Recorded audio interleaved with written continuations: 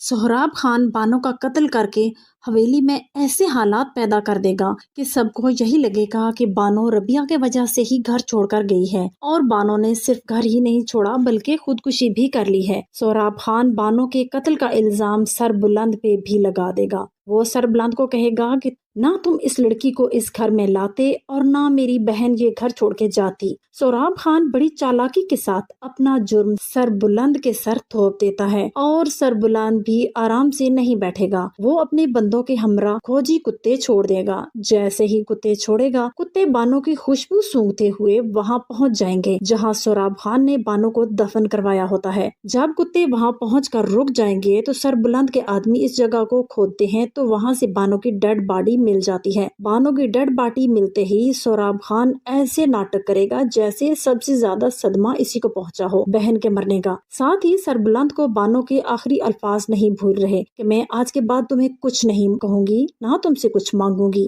سربلند کو سمجھ نہیں آ رہی ہوتی کہ آخر بانو کو کس نے مارا۔ دوسری طرف بانو کی ڈیتھ کی خبر سن کر بی بی جان صدمے سے بے ہوش ہو جاتی ہیں۔ سارے لوگ بی بی جان کو ہاسپٹل لے جاتے ہیں اور پیچھے سے ربیہ گھر چھوڑ کر بھاگ جاتی ہے، کیونکہ یہ سارا الزام اسی پہ لگا رہے ہوتے ہیں۔ ربیہ جنگل کی طرف بھاگی جا رہی ہوتی ہے۔ دوسری طرف زعفران تورسم کو بتا دیتا ہے کہ جس لڑکی کی تلاش میں تم پھر رہے ہو وہ تمہاری حویلی میں ہے، اور تورسم اپنے بندے اسی طرف بھیج دیتا ہے جہاں ربیہ بھاگی جا رہی ہوتی ہے، تو وہ ان کے پیچھے چلے جاتے ہیں۔ وہ ربیہ کی تلاش میں انہی کے پیچھے بھاگ رہے ہوتے ہیں۔ دوسری طرف سربلند بھی ربیہ کی تلاش میں جنگل میں اپنے بندوں کے ساتھ گھوم رہا ہوتا ہے۔ اسے ربیہ اور اس کے پیچھے لگے ہوئے بندے نظر آ جاتے ہیں۔ سربلند ان کی طرف لپکتا ہے اور دونوں کے درمیان فائٹ ہوتی ہے۔ اس کے بعد اب ربیہ سربلند کو بتاتی ہے یہ تورسم کے آدمی ہیں، مدثر کا قتل کسی اور نے نہیں بلکہ تورسم نے کیا ہے۔ اگر سہراب خان کے ساتھ لڑکی شیریں اور اس کا وفادار آدمی ملے نہ ہوتے تو وہ اکیلا کچھ بھی نہیں کر سکتا تھا۔ انہی کی مدد سے اس نے لڑکی کو